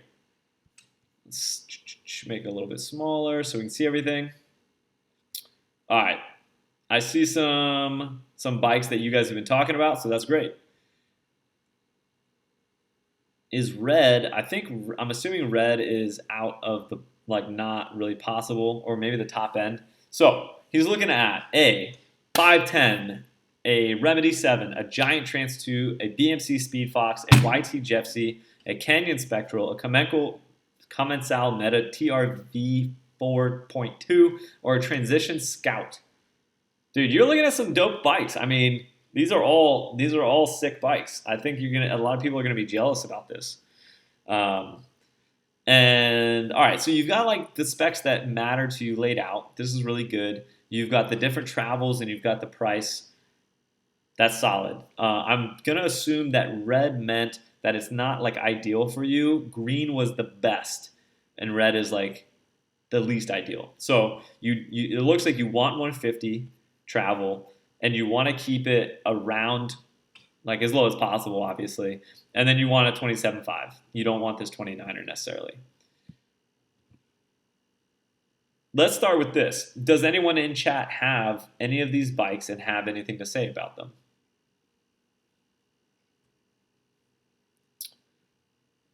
The Jeffsy, TJ is saying that the Jeffsy won multiple Bike of the Year awards. I know that the Jeffsy has great specs for like best bang, like really good bang for the buck. All that direct sale stuff has great value. It's got, if we look here, it's got a RockShox Pike and a RockShox Deluxe. It does have a dropper, and it's got SRAM X1. So I mean, that's so tough. It has dude. It has the best components of everything, like pretty much by far. Because otherwise, we're looking at SLX and Dior XT and GX. GX is the next best one, I think. Um, but and it's got a Pike and a Deluxe. So this Commensal is the only thing that kind of stands up to it. But the Commensal is on the furthest end of the spectrum. It's the high. It's the most expensive one, whereas the Jeffsy is like average. So I mean, man, it is really difficult. If these are true, I haven't looked at the Jeffsy. I haven't looked at YT bikes in a while, but it's hard to argue with that value, man. Um, let's go through. Let's look at the other ones just in case. First of all, if we look at like, for instance, this, and this, if you can't decide between these three bikes, or sorry, all of these bikes, I'd say anything that has a red in it, you should be getting rid of anyway. Like let's undo that. Anything that has red in it, why would you want to consider that? So I'd say disregard the Commensal. Did I change something here? I'm going to exit out and open it just in case. I don't want to save. I feel like I changed one thing.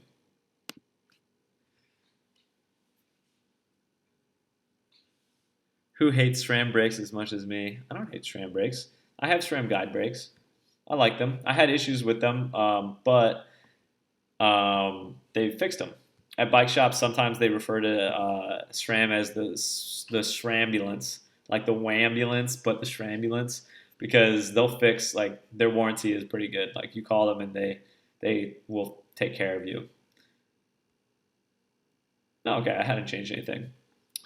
Garrett, I don't like Magura. I kind of have I've had bad history with Magura. I had Magura MT4s on that Cannondale that I had, and they never worked ever. I had to replace them 3 times, and they sent me new ones every time. But in the end, it just wasn't worth the amount of days I didn't get to go ride because these brakes were not working. So I just got rid of them. I bought different brakes. I didn't even care at that point. That's my experience with Magura. But my head mechanic at Absolute Bikes swears by Magura. So I don't know.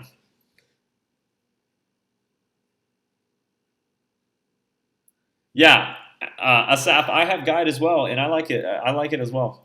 The guide brakes. If anyone has guide brakes, guide R brakes had a really big, kind of a ubiquitous. Like it was everywhere. A big issue with their piston in the master cylinder. It would expand a little bit too much and get stuck. The plunger when it got hot. I was having this issue last summer in Salida. So when my brakes got really hot, they wouldn't ever recess, they wouldn't ever recess. They would stay, and what happened is that my brakes would always be rubbing, or the calipers would be like way too close to the rotors, and my brakes would have no modulation. But they knew about that problem, and they sent me brand new ones immediately, and they've been fantastic ever since. Timmy, I've never used Hope. I've never used Hope brakes, but I've heard such good things about that company. I don't think we get much Hope stuff here in the States. The RockShox Reverb. I like that you guys are all talking about this stuff in the chat. That's cool because everyone's got different stuff. So if we get back to this, I'd say that we take out everything with a red and narrow it down to the stuff without a red. If we're going to try to narrow it down, right? So let's delete this. And what was the other one? The Commensal. Delete that. And now this is going to give us a new set of red, green, and yellow based on what's left, which is good. All it's doing is telling us now that the 2900 is the highest price, but we already knew that. So if we look here between the YT has a red and the Trance 2 does not. But there's only a $300 difference. So let's look at what we're getting for a $300 difference. First of all, we have 150 of travel, instead of 140, which it looks like you prefer. Then this is where we're going to see the biggest upgrade. SLX, SLX, we're changing that out for X1 and X1. And then Fox Rhythm and a Fox Rhythm for a Fox RockShox Pike. I would take the Pike every day. And then the float compared to the RockShox Deluxe, that's pretty comparable. But and then yes and yes. So between these two, between the Giant and the YT, I'd say the YT wins again. I think the YT is probably going to win everywhere, dude. Are you here, by the way? I hope you're in the chat. I think that the YT, and we all probably expected this because they're a direct-to-consumer company, so they have the power to do this. The Jeff C is hands down the bang for the buck. So let's talk about what other than the Jeff C, because there might be like a massive wait on the Jeff C. I know on YT, oftentimes there's a big wait to get their bikes because they're always sold out and behind in production. So what do you guys think would be the next step for the next best bike on this list? What do you guys think?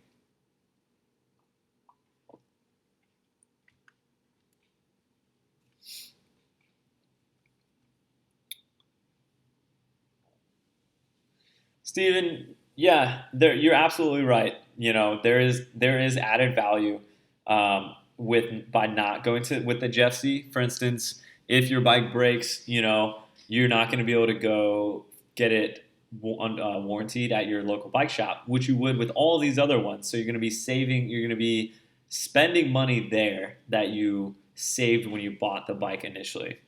There's definitely a trade-off when buying from bikes online, but I don't want to get into that discussion today. That's a big one.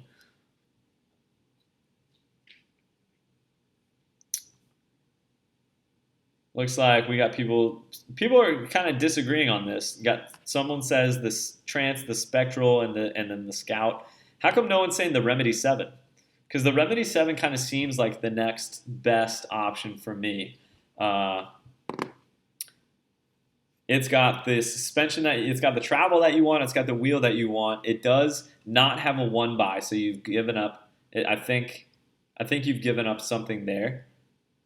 I'm assuming it's not a one by because you have Dior and SLX, so two derailleurs, but you've got a pretty solid fork and pretty solid shock, and you've got a dropper. I would also eliminate this BMC, by the way, because it doesn't have a dropper. It's a 29, and I would eliminate it because it's a 29er. It's 130 travel, which you don't want, and it's like on the higher end of money. So I would also delete this one. I'd say that's not even an option because it's got too many things you don't want, and then it doesn't even have a dropper. It does. I do see where they spent their money. They spent their money on the shifters, but really on the shocks, the float and float. But it's not a one by, and then it's got a float. But I mean, we've got Pike and Deluxe over here and a Yari and Deluxe over here. So yeah, I'd delete. I would get rid of the BMC.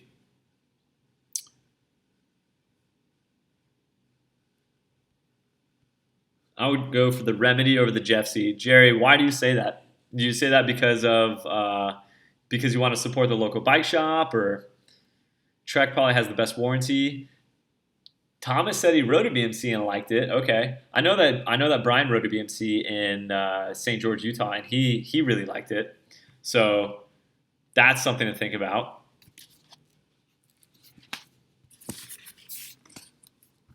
I lost my chat behind the screen here.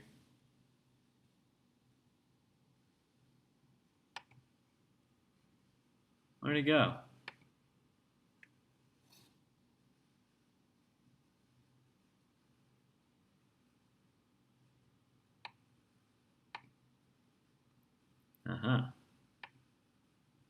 Sorry, guys. I lost everything. The chat that I was looking at.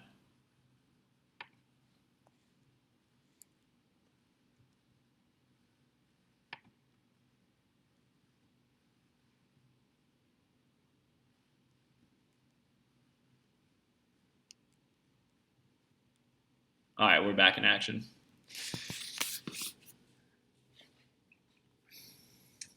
We're over here. That's funny, Chris. Okay, so we got a lot of people saying the Trek, a lot of people saying the Jeffsy. So yeah, I think at this point it's going to be up to you, man.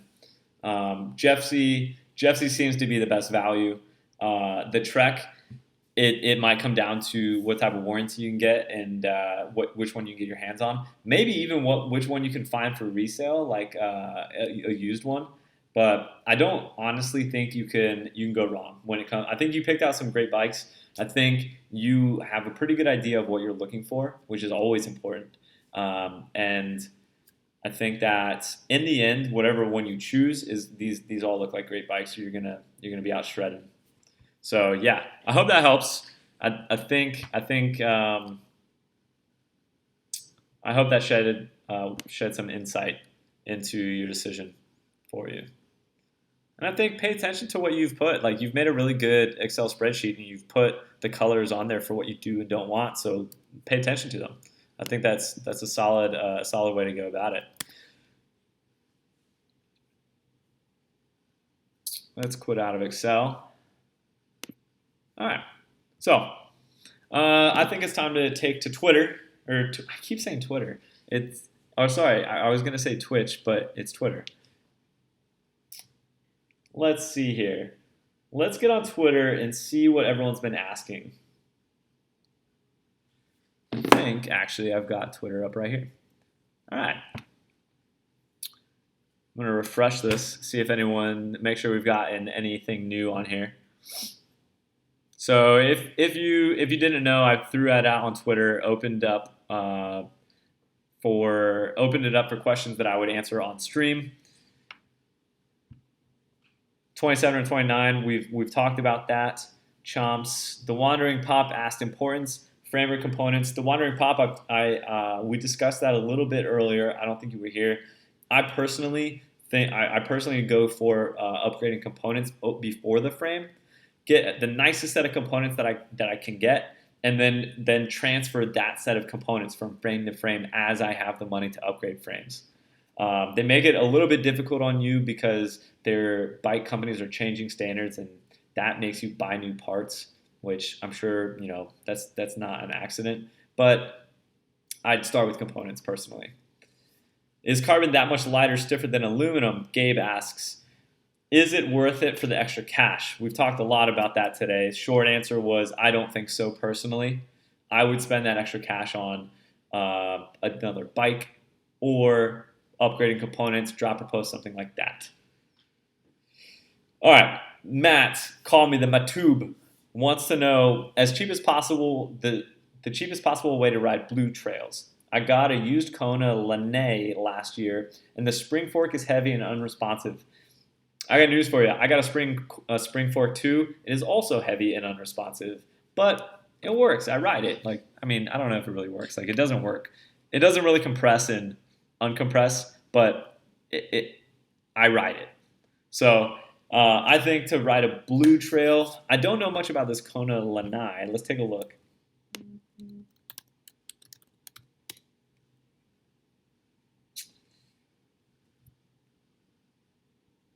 Man, we still have 300 people watching. This is fantastic.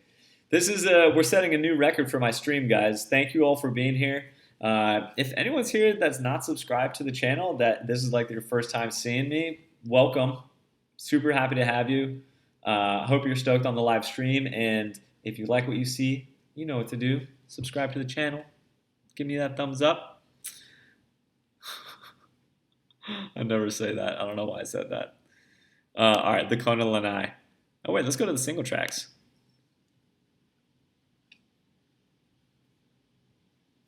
Oh yeah, man, this is totally good. If this is what you have right now, I'd say rock it. Rock it as long as you can until it falls apart, and then start looking at a new bike. Let's see. Did you say how much you got it for? I got a used one last year, and the spring fork is heavy and unresponsive. I think you're fine. Blue trails can be different no matter where you go, but yeah, man, ride what you got. I like it. Snow wants to know, I'm buying a used 2016 Specialized Camber Comp this Sunday. Thanks, Sawyer. Can I get ice cream for no reason? Oh, I want ice cream. Dude, now I really want ice cream. Why'd you do that, Limbo? Come on, bro. Thanks, Steve. Thanks for the thumbs up, man. Let's play a game. Let's play a game. Name your bike. Pivot, Firebird, Magura. Oh, you're naming your bike a Pivot Firebird. That's dope. Get a used. So MBZ World says get a used bike on pinkbike.com, but he already has a bike is the thing. So I don't know. I'd still say keep riding the bike. The ice cream that I would want. That's a tough call. I like Talenti's. You know what? I like Talenti's, but you know what I had in Colorado that was amazing? Tillamook's. It's like the creamiest, best ice cream I've ever had from a store. And I got some chocolatey with some like heath in it or something like that. It was freaking amazing. Tillamook's. I'd never heard of it before. Okay, so Snow's got a big dilemma here. Oh wait, no he doesn't. He's buying a new bike this Sunday. Should I go 2017 Camber for 1900 or the used Camber comp for 14 to 16? Help. Snow, I cannot answer that question. And the reason is I can't see this carbon camber comp. You'd have to tell me where you got it from. Are you getting it from a bike shop or are you getting it from someone else? Ask if you've had Talenti. It's so good. My mind's on ice cream now, guys. Whoever did that, screwing me. Yeah, man. I can't give you an answer to that unless I know where you got the bike, where that used bike is coming from. I'd say if it's coming from a bike shop, it's probably pretty solid. Especially if it's your local bike shop and they'll give you some sort of warranty or like a couple checkups on it where they'll dial things in for you, go through it. If not, if it's a bike that you're looking at on like Pink Bike, Craigslist, eBay, something like that, I'd probably go for the new one with that little of a difference. If it especially like 1600 compared to 1900, that's only $300. And if you were to buy that used one, chances are you're gonna have to spend that $300 on it fixing it anyway. So, Life 3, okay, what's up, man? He's here, guys. He's here. I would be getting it from someone in my local area, not a bike shop. Yeah, I'd lean towards the new one in that case, man. I'm glad you're here. Just because you never know when it comes to that used bike. You don't know how it's been treated. You don't know if there's some small problem with it. I guess you could get it checked out by a bike shop. You might know what you're doing when looking over it yourself, but it's a risk. And it doesn't seem like it's that much more to get the 2017 one. So the other thing to think about, trailside squats. That's such a random, what's up, Kirk? Trailside squats? I'm sorry, sometimes I just see things in chat that I gotta, it's like what's going on? What's going on in chat? Because I try to look at the camera, but you guys are over here in the chat just kind of like doing your thing, you know? So when I'm not looking over there, I'm always curious what's happening. The other thing that you got to think about in this decision, Snow, is that if you're getting a 2017 versus a 2016, your 2017 has better resale value. Always consider that because when you're going to go buy another bike, you're going to probably sell this 2017 bike and you'll be able to get more for that one than this 2016.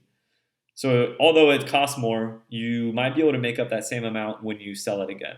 So something to think about. I think that outweighs like resale value and reliability, knowing that it's going to be perfect when you get it and that you can have a warranty at your bike shop versus saving a couple $100 but risking kind of rolling the dice getting it used. I'd probably go with the new one from the bike shop personally. I hope that helps. I hope that helps answer your question.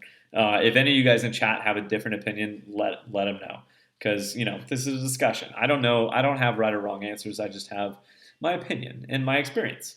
And I've gotten screwed on a used bike before, so that's probably factoring in. Casey, I'm not planning on getting a new bike soon, man. I had my bike up on Pink Bike for a while I worked at Absolute Bikes, because if I had sold it during that time, I would have been able to get a new bike stupid cheap, through pro dealing. I could have gotten my Yeti or something like that. But I didn't. So I'm going to be with my bike for the foreseeable future. And I'm super happy with my bike still. So, yeah.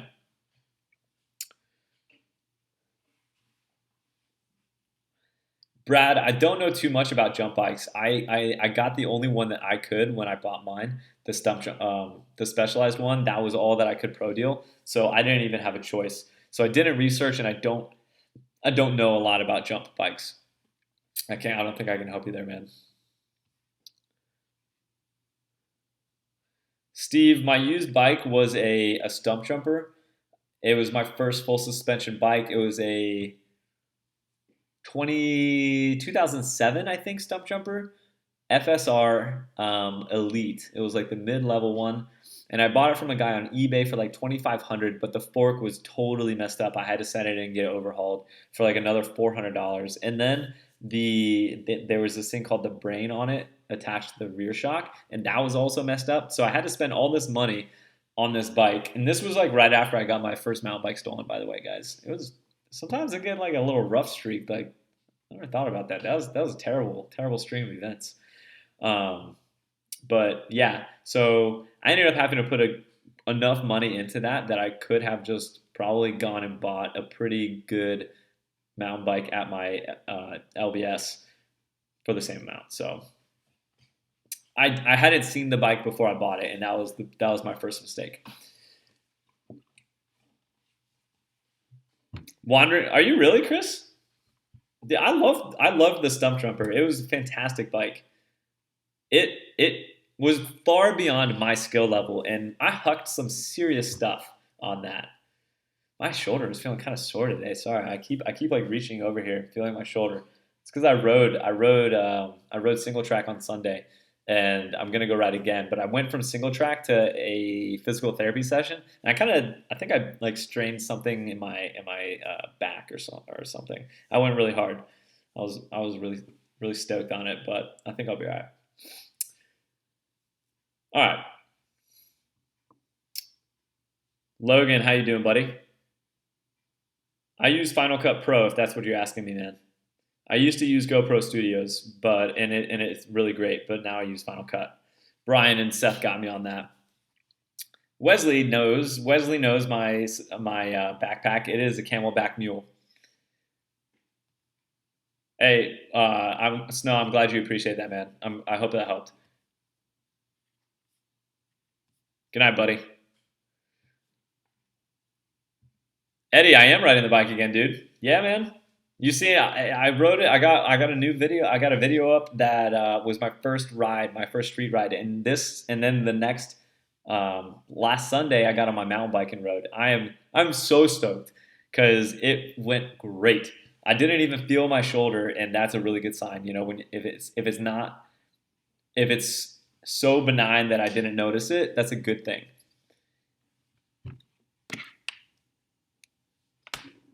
What's up with the scraper? So I don't know if you guys, everyone that's on Instagram and Facebook, you guys have seen this photo I put up of this like scraping tool from my physical therapy, and that is I'd never had it before. First of all, that was new to me. But what it does is it breaks up scar tissue and kind of like clumped or tangled up muscle by just scraping it. It's this metal curved tool, and it hurts so bad. But that's what it takes to break up scar tissue, because scar tissue can affect your mobility, and you're always going to have it after those injuries. So yeah, that's what that does, and it helps my shoulder loosen up. So I'll do it at the beginning of one of my physical therapy sessions.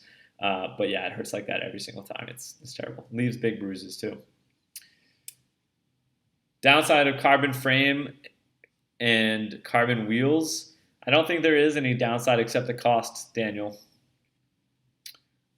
All right, let's see here. Yeah, ice cream trucker, it bruises. It bruised every single time. And actually, in that video that you saw, it broke a couple blood vessels too, so it was all gross. Kyle, I can Crank flip, my friend. How do you guys do the get my name highlighted? I think you just put that @ sign. Yeah, man, I can crank flip. I haven't done it in a while. Flat's so much better. Hey pal, I keep on falling with clipless and have a hard time on clipping. Should I go back to flats? Jason, you don't necessarily need to go back to flats, man. Do you know how to loosen your clips? Because you can make your clips easier or more difficult to get out of by turning a little screw on them. So if you want to continue writing clips or try to get better at them, I recommend loosening them so they're easier to pull out. And then as you get a little bit better, you can make them more secure so you don't accidentally come out of them. But I don't think you need to just swap because you keep falling. I think you can practice and get better. Good night, Brian. Glad you enjoyed the stream, man. Thanks for being here. Yeah, it's getting kind of late on this East Coast. We'll go for another 10 minutes, and then we're going to wrap the stream up. So let's refresh Twitter, see if anyone asked another question. We will answer it, and then I will take a couple more from the live stream, and we will wrap it up at that point, guys. Nothing else came in on Twitter, so we're good there. Wait.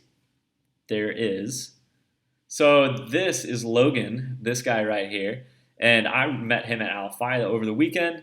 Really cool kid. His name is Logan, not the Emerald Mine Cart. He wants to know when I'm going back to Alafaya. I was going to go this Saturday, man, but there is some event going on, so I'm not going to go there this Saturday. Let's see. Looking to buy an orange P7 bike or keep the Trek Marlin 5. What do I think of them? I don't know about the orange P7. Let's take a look at the orange P7. Does anyone know anything about orange? I don't know much about orange bikes. Again, I know that Phil Atwood used to rip orange bikes, so that's where I would see orange. But wait, I needed Twitter. All right, so you currently have a Marlin 5, but you're looking at an orange P7. So I need to pull up both of these. Marin 5.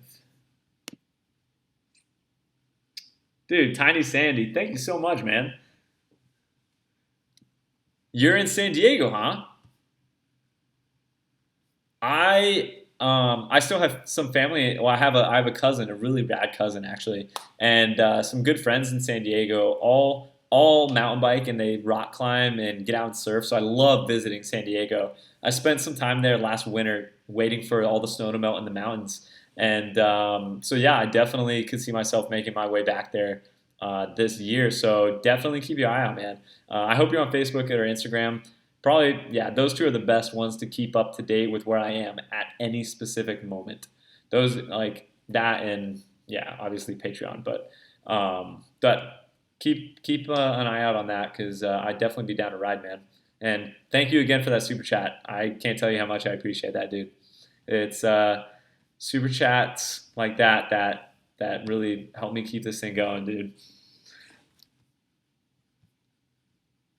How many of you guys are in San Diego? A lot of California people. I'll tell you what, we have a lot of California, Florida, and Colorado people on the channel. When I look at my demographics, those are the 3 biggest states.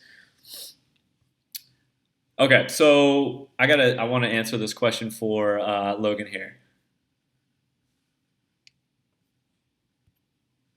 Was it P7 or Trek Marlin? Okay, not the Marin.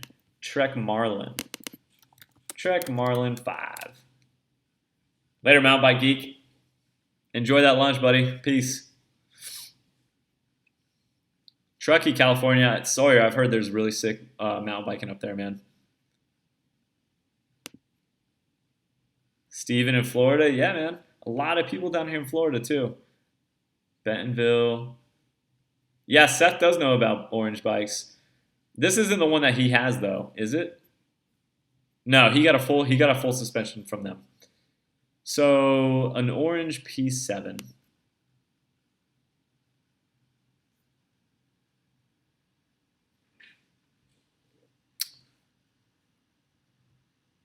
Logan, if you're in the chat, which model P7 are you looking at? For instance, the Pro, the RS, or just the frame. I highly doubt it's just the frame. But this bike runs, I've never seen this bike. It looks pretty cool. It runs 1,400 pounds, so I don't know.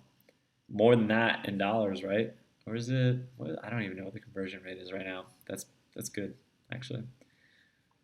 So let's call it $1,400, and the Marlin was 500. So like we talked about earlier, that jump is pretty big, and that's generally a good thing. You're going to be getting some sizable upgrades, for instance, from a coil fork to an air fork.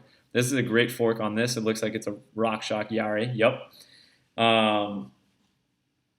And let's see what we've got for drivetrain. Race face, 1x, nice. I like the race face, the narrow wides. WTB tires, great. Shifters, SLX. SLX is solid. I think SLX is great value. I've even ridden the SLX brakes, and they were really good. It's got a rear derailleur of an SLX as well, so it's a pretty solid bike. The real question is should you upgrade to this bike or wait? Like, I don't know if you prefer a hardtail over a full suspension, but a lot of people might be wondering, should you buy this bike or should you just wait till you can get a little bit more money saved and get a full suspension?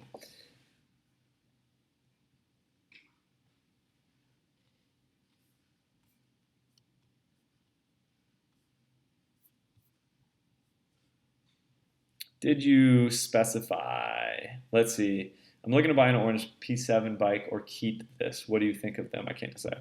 Yeah, you'd have to give me a little bit more details on that, Logan. Because, I mean, obviously this bike is nicer. So it depends your situation and how much spare money you got floating around, buddy. So I'd say it is a big upgrade. But I would consider saving up saving up even more money, continuing to ride on the bike you have, and saving up even more money to where you can make a big jump to a full suspension bike if you need it. Although, I don't know. I do know that you ride at Alafaya, so, hardtails are ideal for that place. So, this bike would be very, very good. For Alafaya. I wouldn't personally want a full suspension at Alafaya. So actually, now that I'm remembering that I know where you ride, I might say, yeah, go ahead and it's worth that upgrade. And this bike would last you. This bike would last you forever. This bike is gonna get you everywhere you need to go in Florida. So yeah, I think that that's a pretty solid upgrade. All right. Let's see. Let's take Alex Lemercier is saying he rides in Boulder and wants to know a good full sush before 1,000 and 2,000. And I'd say look at some of the big box bikes first. Those are going to be your best value. Look at, say, Giants bikes and Trex bikes and Specialized bikes. Because you're gonna get, the bigger the company, the more trickle down they've got, and the more in-house stuff they can do, which makes for more affordable bikes for you.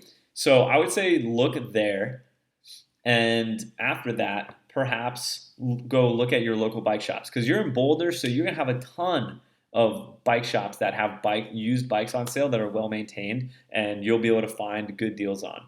For instance, Salida is not very far from you, and I worked at Absolute Bikes. At the end of the season, they get rid of their entire rental fleet for stupid cheap.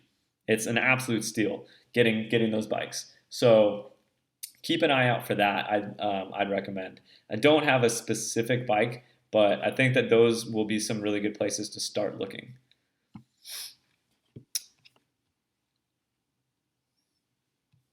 Yo, Juice, gotcha. Thanks for that. Thanks for that super chat, man. Heck yeah, dude. All right. You don't want to even ask me a question though? just wanna share the stoke. I appreciate that, dude. Thank you so much. All right. Yes, roller coaster is pretty awesome. All right, guys. Last chance. How cheap are we talking? How two bearded brothers do? What are you asking me? How cheap are we talking? What? Oh, hey, Steve Y's got a recommendation for you, man.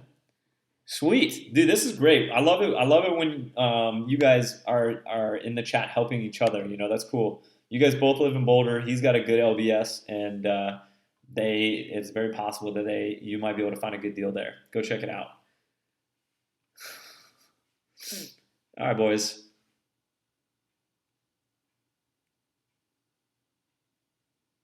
Avery, I have ridden a Jekyll personally, and I liked them. I talked about it a little bit earlier in the stream. I rode a Cannondale Jekyll, a 2016. Yo, Shred Minister, shred on, my friend. Yes, I concur, and I do plan on doing that. I will be shredding. I'm editing a video currently of some shredding. I got actually a pretty funny story for you guys too of taking my buddies out for a first time mountain bike ride. Thank you, Shred Minister. Also, dope name. I like that avatar name. So Avery, about the Jekyll, I like the Jekyll a lot. So yeah, I don't know what price you're looking at, but yeah, solid bike. Jeff, thank you, man. Stoked that you guys are stoked on the channel. Later, Eddie. Peace out.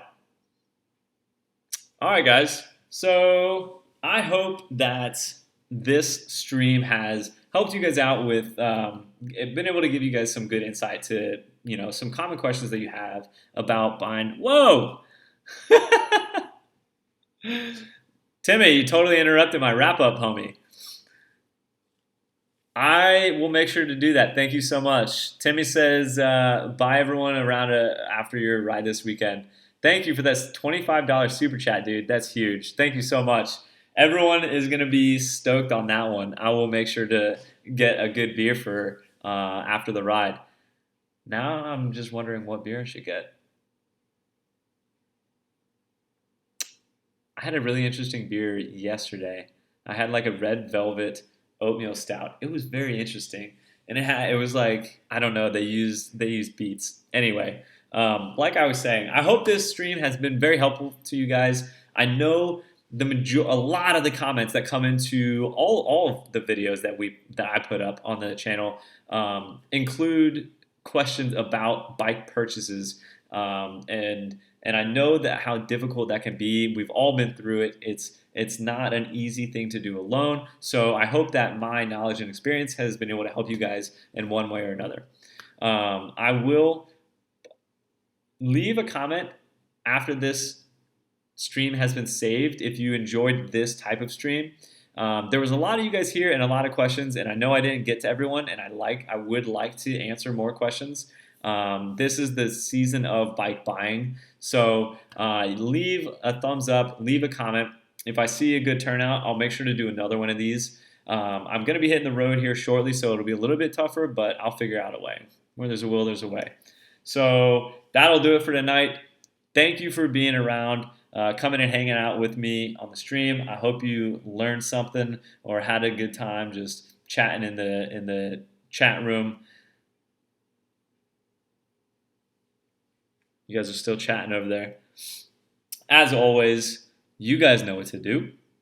Live free, ride hard, get stoked. I'm going riding this weekend. I hope you guys are too. It's hump day. It's going to be Thursday tomorrow. We're almost at the weekend. I hope you guys enjoy it. I will see you pretty soon for another video. Catch you then.